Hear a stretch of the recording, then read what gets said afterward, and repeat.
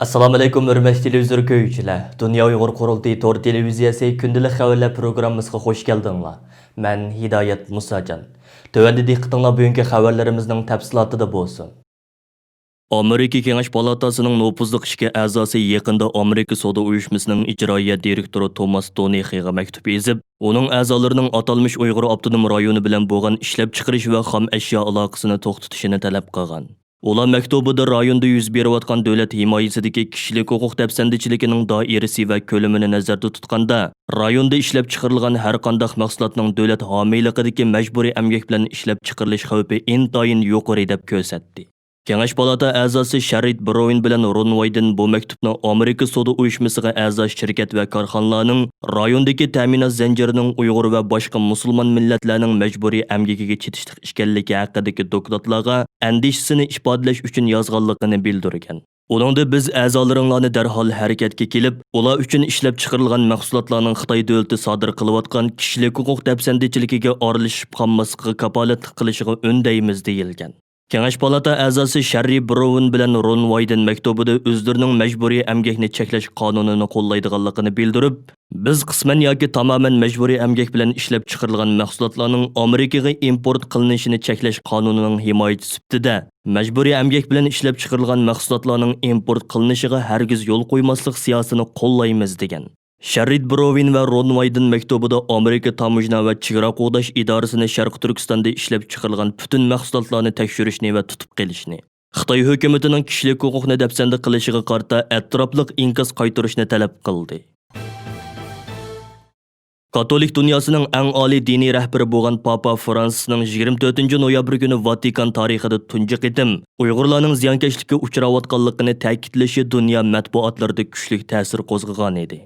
Dünya Uyghur qurultiyining raisi Dolqun Aysa Efendi bu munosabat bilan chet el matbuotlarga qilgan so'zida Papa Fransisning Uyg'urlar masalasini bevosita tilga elishidan mamnuniyat his qilganligini.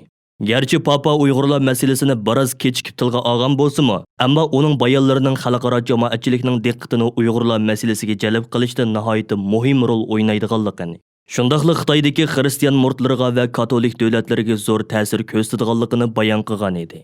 Dünya Uyghur qurultiyining islom allaridagi xizmatlarga mas'ul rais vakili va Sharq Turkiston ulamolar birligining muavin raisi Turg'unjon Alovuddin apandim bugun bu munosabat bilan istansimiz qilgan so'zida musulmon davlatlarning liderlarini Uyg'urlar masalasida Xitoyga qarshi bevosita inkosga chaqirib mundaq dedi.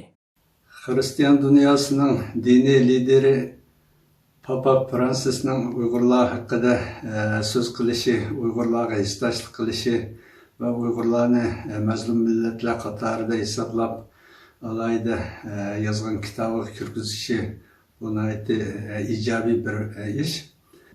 Bu aslında Xitoy hakimiyetiga qarshi bütün dinlarning liderleri, dinlarning dini dahileri Xitoy qarshi gap qilish kerak, chunki Xitoy har qanday bir dinga qarshi, mayli İslam dini olsun, meyli Hristiyan, meyli Yahudi, meyli Budda dini olsun, her kandak dinine karşı. Şundakken her bir dinin mensupları, her bir dinin liderleri Xitoyga karşı, Xitoyning bu dini besimlerine, dini itiqat qilgan, dinge itiqat qilgan ammaga, xalqqa qarata elib berayotgan bu qirg'inchilik siyosatiga qarshi turish kerak va bunga norozilik bildirish kerak edi. Bo'libmi? Uyg'urlar musulmon xalq bo'lg'achqa musulmon liderlar, musulmon diniy liderlar Xitoyga qarshi so'zlash kerakdi.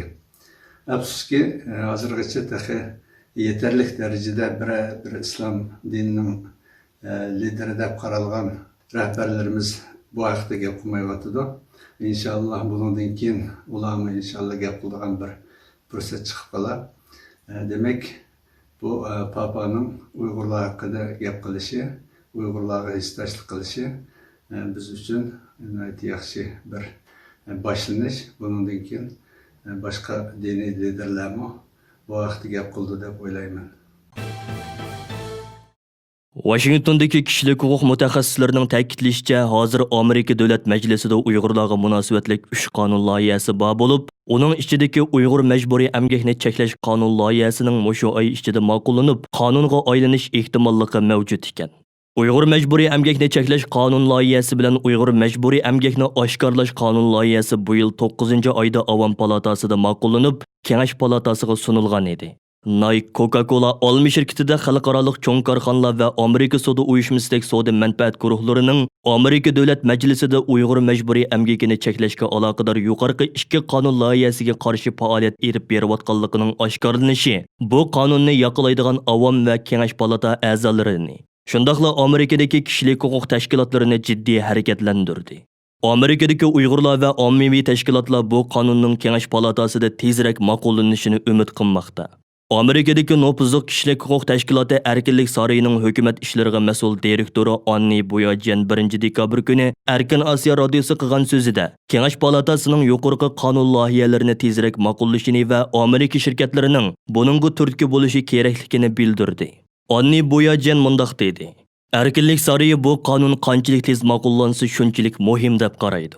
Savdo sohasi doim kishilik huquq masalasida nihoyatda cho'ng rol o'ynab keldi. Bu ahvol Xitoy masalasida texmi shundoq.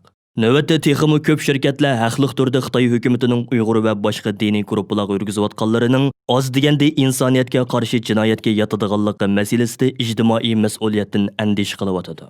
Bizningcha hech qanday bir shirkat bunda qo'rqinchli vahshiylikning texmi adishiga sherik bo'lishini xohlamaydi.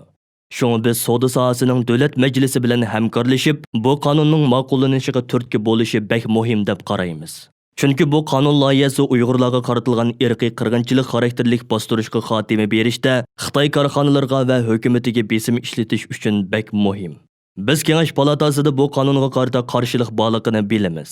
Ammo Uyg'ur majburiy emgakni cheklash qonun loyihasining bu navbatlik davlat majlisida ma'qullanish mumkinchiligi bor. Xəvərlərdən ma'lum bo'lishicha, Kengash Palatasida Marco Rubio va Jeff Merrickliklar bu qonun loyihasining asosli qo'llovchilari bo'lib, ularning har ikkisi bu qonun loyihasini ma'qullatish uchun jiddiy harakatga o'tgan. Angliya parlamentida qurilgan Xitoy tadqiqot guruhi 1 dekabr kuni maxsus tor muhokama yig'ini o'tkazib, yangi dunyoda demokratiyani qo'g'dash degan temada hozirlagan 38 betlik dokladini e'lon qildi. Doklad e'lon qilish yig'iniga Avstraliyaning sobiq tashqi ishlar ministri Alexander Doon, Angliya parlament a'zosi Neil O'Brien va Dunyo Uyg'ur qurultiyyi London ishxonasining mudiri Rahima Mahmud xonim qatorliqlar taklif qilingan. Xitoy tadqiqot guruhi bir turkum Angliya parlament a'zolari tomonidan qurilgan bo'lib, ular maxsus Xitoy kompartiyasiga qarshi siyosat tadbirlarini muzokara qiladi. Dokladda buni mazmunlar yer olgan. Xitoy o'zini yog'andan sexiy ko'rsatib nurg'unlagan kichik davlatlardagi nomrodlikni tugatishga yordam qilayotganda qiyofatga kirib oldi. Ammo Xitoy mustabid hokimiyati Uyg'ur rayoni, Tibet, Hong Kong va Ishki Mongoliya qatorliq rayonlarda og'ir darajada kishilik huquqni dafsanda qilmoqda. Demokratik davlatlarning xalqaro qonun va kishilik huquq nizomnomasi bo'yicha Xitoyning qilmishlarini tanqid qilishi Xitoy hukumati tomonidan izchil holda davlatning ichki ishlariga aralashganlik deb qarshilikka uchramoqda. Bu dokladda Angliya va boshqa davlatlarning Xitoyning xalqaro kishilik huquqi daxli-taruz qilishiga qarshi turishidagi tadbirlar o'ttirg'a qo'yilgan bo'lib, asosligi bu tadbirlar orqali Sharq Turkiston va Hong Kongda yuz berayotgan kishilik huquq dafsandachiligiga qarshi turadiganligi ta'kidlangan. Mazkur doklad e'lon qilish tor muhokama yig'iniga alohida taklif qilingan Dunyo Uyg'ur qurultiyyi London ishxonasining mudiri Rahima Mahmud xonim yig'inda so'z qilib, mundaq dedi: "Meningcha dunyo Xitoyga butunlay yangi bir nuqtadan qarash kerak. Bütün dünyadaki o'xshash fikrdagi davlatlar birlashib, qanday qilib o'zlarining qimmat qarashini va kishilik huquqini qo'g'dash haqida tadbir o'ylashi kerak. Meningcha Xitoydagi kishilik huquq masalasiga uzun yillardan beri sal qaraldi. Madaniyat inqilobi mezgilidagi jinoyatlar, Tiananmen o'quvchilar namoyishidagi kishilik huquq dafsandachiliklari eng yuqori pallaga chiqqan edi. Ammo g'arb davlatlari Xitoyning o'z fuqarolariga qilgan bostirishlarini bartaraf qilish fursatlarini katkizib qo'ygan. Men dokladda tilga ilingan iqtisodiy jihatdan tadbir qo'llanish va birliksab hosil qilish fikrlarini tamoman qo'llayman. Chet el matbuotlarida xabar qilinishicha, yaqinda kishilik huquqni kuzatish tashkiloti Xalqaro Olimpik komiteti ba'zi masalalarni hal qilishdan avval Xitoyda olimpik musobaqasini o'tkazmaslikka chaqirgan. Kishilik huquqni kuzatish tashkiloti Xalqaro Olimpik komitetini ogohlantirib mundaq degan: Xitoy hozir Tiananmen voqeasi yuz bergan vaqtdagidek og'ir darajada fuqarolarni bostirish vaziyatida turibdi. Bu ahvolda Xitoyning yana olimpik musobaqasini o'tkazish huquqini qo'lga keltirishi olimpik qoidasini ostin-ustin qilganlikdir. Xitoy yig'ilish lagerlariga qamalgan millionlagan Uyg'ur musulmonlarini qo'yib bermaguncha 2032 yillik olimpik musobaqasini o'tkazishga iltimos qilishga yo'l qo'yilmasligi kerak. Xəvərdə aytilishicha Xitoy 2032-yillik xalqaro olimpik musobaqasini Chengdu bilan Chongqing shahrida o'tkazish to'g'riliq muzakkara elib berib etibdi. Bu taklif oldingi hafta Xitoyning bir hukumat hujjatida e'lon qilingan. Kishilik huquqni kuzatish tashkilotining mas'uli Minki Warden xalqaro olimpik komitetining yig'ilishida Xitoyda og'ir darajada insoniyatga qarshi jinoyat borligini aytgan va zo'r ko'lamlik yig'ilish lagerlariga so'langan Uyg'urlarni misol keltirib, bu masalalar hal bo'lmaguncha u yerda olimpik musobaqasi o'tkazishni o'ylashmaslikka chaqirgan. Buningdan ilgari Dünya Uyghur qurultiyyi va ko'plagan kishilik huquq tashkilotlari orqa-orqadan bayonotlarni e'lon qilib, Xalqaro olimpik komitetini 2022-yillik qishliq olimpik musobaqasini o'tkazishni amaldan qoldirishga chaqirgan edi. Janubiy Xitoy atiganlik gazetining 2-dekabr xabar qilishicha, Amerika Moliya Ministerligining Xitoyning Beyontuan tavallikidagi shirkatlariga keng ko'lamli jazo yurgizishni kechiktirish muddati oyoqlashgan bo'lib, Amerika shirkatlari hamda Beyontuan shirkatlari bilan aloqasini uzdi ekan. Amerika Moliya Ministerligi Amerika shirkatlarini bu yil 9-oyning 30-kunidan burun Beyontuan shirkatlari bilan aloqasini uzishni talab qilgan bo'lib, oraliqda bu muddatni yana 2 oy uzartgan. Bu muddat to'shqanda bir qism shirkatlar vaqtni yana uzartib berishni talab qilgan. Chunki Beyontuan bilan aloqa qilmay turib, Uyg'ur rayonidan chiqadigan paxta va to'qimachilik mahsulotlarini sotib olg'ili bo'lmaydi ekan. Xabarda bildirishicha, Beyontuanning harbiy sanoat tusini olgan korxonalari Sharqi Turkistondagi paxta savdosining 17%ni kontrol qiladi ekan. 7-oyning 31-kuni Amerika Moliya Ministerligi chet el mablag'ini kontrol qilish ishxonasi Magnitskiy qonuniga asosan atalmış Uyg'ur rayonidagi oz-sonliq millatlarning kishilik huquqiga og'ir darajada ziyonkashlik qiluvchilarga chetishlik shaxslarni jazolaganda Beyontuan amaldorlarini jazolagan. Chunki Beyontuan doiralari va shirkatlari Uyg'ur va boshqa musulmon millatlarni majburiy emgakka solgan. Beyontuanning savdosi 147 davlatga kengaygan bo'lib, Uyg'ur va boshqa millatlarni qul qilish badaliga kelgan bundaq yer shari xarakterlik savdo kengaymichiligi Amerika Moliya Ministerligini Beyontuanni jazolashga ilib borgan. Agar bu jazo yurgizilib qolsa, tarixdagi eng zo'r ko'lamlik jazo bo'ladi ekan. Amerikaning yordamchi tashqi ishlar ministri Mariya Royce o'tgan yaqinda Qozog'istonni ziyorat qilib, Uyg'ur qozoq lager shohidlarini Xitoy tarafidan tutqun qilingan va g'oyib bo'lganlarning oila tavobatlarini qabul qilib ko'rishgan edi. Bu qitimqi ko'rishga qatnashgan Dünya Uyghur qurultiyining Qozog'istondagi vakili yosh Denizat Sadriddin apandi bu qitimqi suhbatning tafsiloti haqida ma'lumot berib, mundaq dedi.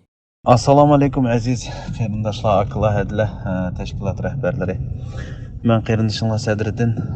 Olmutada Amerikadan kelgan Mark Pompeo'ningki bayonotchisi Mariya Royce bilan xenim bilan onun yordamchisi va mushu Qozog'istondagi Astonadagi gen konsul bilan va mushu Olmutadagi gen konsul bilan Amerikaniki suhbatda bo'ldim. Shu bizning Dünya Uyghur qurultiyining va shundaqla butun dunyodagi Uyg'urlarning ahvolini bir qur anglatgan bo'ldim. Shundaqla Qozog'istondagi Uyg'urlar bilan qandaq aloqada bo'lsak, shu Qozog'iston hukumatimi ranjimaydigan bir holatda aloqada bo'lishligi to'g'risida so'zlashdik. Ba'zi bir takliflarni sundim degandek, shu ko'rishib yaxshi unumlik, natijalik bo'lib chiqdi inshaalloh. Bundan keyin yana ko'rishib turishiga o'zlari bir tavsiya qildi. Birlikda hamkorlashib ish qilaylik deb. Shu bu yangilik bilan sizlar bilan bo'lishkim keldi. Hürmetli televizyon köyücüler, yukarıda Dünya Uyghur Qurultayyi tor televiziyasi kündəlik xəvərlər proqramısını diqqətinizə sunduk. Yaxtırıb köygün onağı rəhmət. Keyin qitimli proqramda görüşəyli. Xeyri xoş.